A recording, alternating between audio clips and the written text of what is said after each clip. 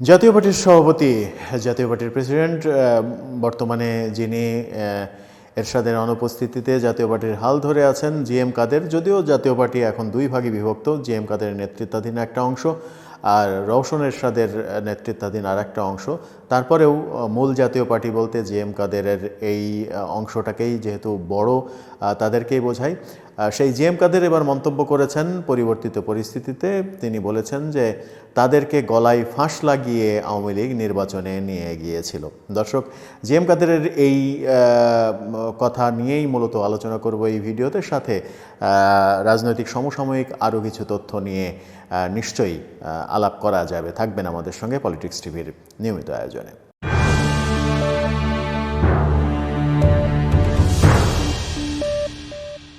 বলছিলাম জিএম কাদেরের কথা। জিএম কাদের পরিবর্তিত পরিস্থিতিতে এসে বলেছেন যে গলায় ফাঁস লাগিয়ে তাদেরকে নির্বাচনে নিয়ে যাওয়া হয়েছে। নির্বাচন বর্জন করার জন্য সংবাদ সম্মেলন তারা করতে চেয়েছেন, কিন্তু সরকারের বিভিন্ন বাহিনী দিয়ে সেগুলো থামিয়ে দেয়া হয়েছে, সংবাদ সম্মেলন পর্যন্ত করতে দেয়া হয়নি। এরকম পরিস্থিতিতে জিএম কাদেরের এই কথাটাকে আপনি কিভাবে দেখবেন? জিএম কাদের এতদিন কেন বলেননি? আওয়ামী লীগের আমলে সেই শুরু থেকে 2009-এর শুরু থেকে 2024 পর্যন্ত জাতীয় পার্টির এক ধরনের যোগ সাজশ ছিল। এবারও জাতীয় পার্টির সঙ্গে জোট না হলেও এক ধরনের আলোচনা, এক ধরনের দফারফা তো হয়েছেই। জাতীয় পার্টি আওয়ামী লীগ সরকারের অংশ ছিল, জিএম কাদের মন্ত্রী ছিলেন। সব ইতিহাস বাদ দিয়ে নতুন ইতিহাস রচনা করলেন তিনি। সেই ইতিহাস হচ্ছে গলায় ফাঁস লাগিয়ে তাদেরকে নির্বাচনে নিয়ে যাওয়া হয়েছিল। তো যখন জিএম কাদেরকে মন্ত্রী বানানো হয়েছিল, তখন কি তাকে গলায় ফাঁস লাগিয়ে মন্ত্রী বানানো হয়েছিল? প্রাসঙ্গিকভাবে এই প্রশ্ন কিন্তু আসেই। জিএম কাদের এখন এসে এই কথা বলছেন কেন? পরিবর্তিত পরিস্থিতির সঙ্গে খাপ খাওয়ানোর জন্য, যখন আওয়ামী লীগের বিভিন্ন মিত্র শক্তি, জাসদ, ওয়ার্কার্স পার্টির সভাপতি দুজনকে এরই মাঝে অ্যারেস্ট করা হয়েছে। আওয়ামী লীগের সঙ্গে জোটবদ্ধ 14 দলের কোনো দলকে সরকারের সঙ্গে, বর্তমান অন্তর্বর্তীকালীন সরকারের সঙ্গে কোনো বৈঠকে, কোনো আলোচনায় ডাকা হচ্ছে না। তাদেরকে এক ধরনের ব্ল্যাকলিস্টেড করা হয়েছে, যেহেতু আওয়ামী লীগের সঙ্গে ছিল। কিন্তু জাতীয় পার্টিকে এখন পর্যন্ত সেই ব্ল্যাকলিস্টে রাখা হয়নি।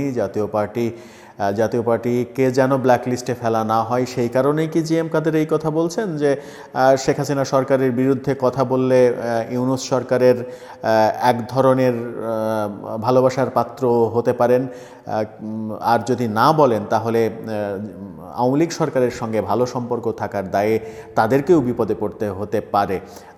জাতীয় পার্টির যারা মন্ত্রী ছিলেন, বিভিন্ন সময়ে আওয়ামী লীগ সরকারের সঙ্গে থেকে যারা মন্ত্রী ছিলেন, তারা কতটা স্বচ্ছভাবে দায়িত্ব পালন করেছেন সেই আলোচনাও অনেকে করার চেষ্টা করেন।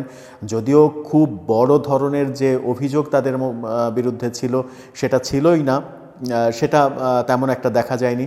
আওয়ামী লীগ সরকারের বিরুদ্ধেও অভিযোগ সর্বোচ্চ পর্যায়ে গিয়েছে মূলত 2018-র নির্বাচনের পর। 18 থেকে 2018 নির্বাচনের পর এই 24 পর্যন্ত, এই সময়টাতে আওয়ামী লীগ সব থেকে বেশি দুর্নীতি এবং স্বজনপ্রীতিতে ডুবে গেছে, মত্ত হয়েছে আওয়ামী লীগের এমপি মন্ত্রীরা। সে কারণে আওয়ামী লীগের সর্বশেষ যে পতন, সেই পতনটা অনেকটা নিশ্চিত হয়েছে বলে অনেকে মনে করেন। আওয়ামী লীগের প্রথম সময়ে, অর্থাৎ 9 থেকে 14-র ইলেকশন পর্যন্ত খুব বেশি কিন্তু সমালোচনা ছিল না। 14-র ইলেকশনে এসে সমালোচনা শুরু হলো এবং 14 থেকে 18, 14-র ইলেকশন এক ধরনের রাতের ইলেকশন, 18-র ইলেকশন, দুইটা ইলেকশন, বিতর্কিত ইলেকশনের পরে 24-এর ইলেকশনও এক ধরনের নিজে একা নির্বাচন করা এবং একাই সংসদ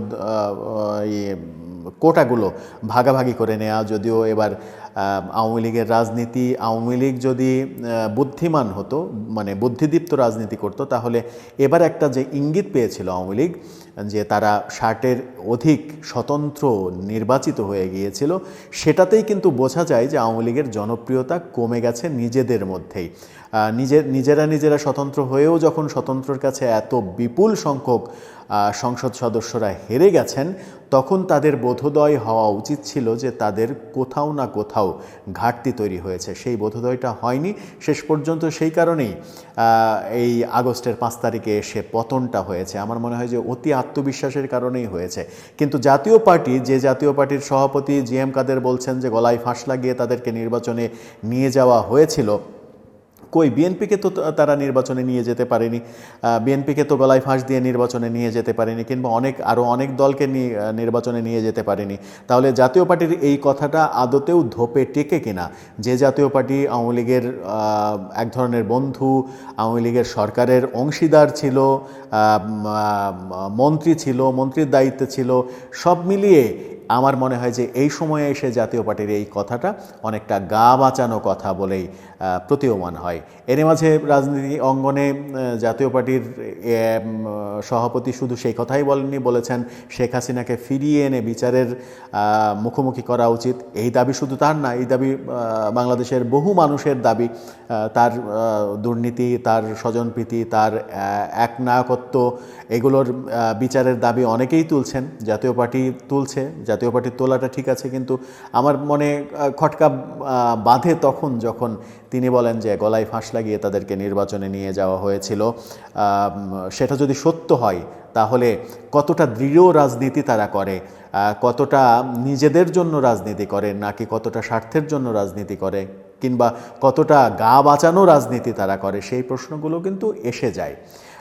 এদিকে বিএনপির ভারপ্রাপ্ত চেয়ারম্যান তারেক রহমান লন্ডন থেকে একটা বার্তায় বলেছেন যে দাবিটা উঠেছে সাম্প্রতিক সময়ে প্রধান উপদেষ্টার সঙ্গে মিটিংয়ে, যে 2 মেয়াদের বেশি কেউ প্রধানমন্ত্রী হতে পারবেন না, সেই দাবি তিনিও বলেছেন।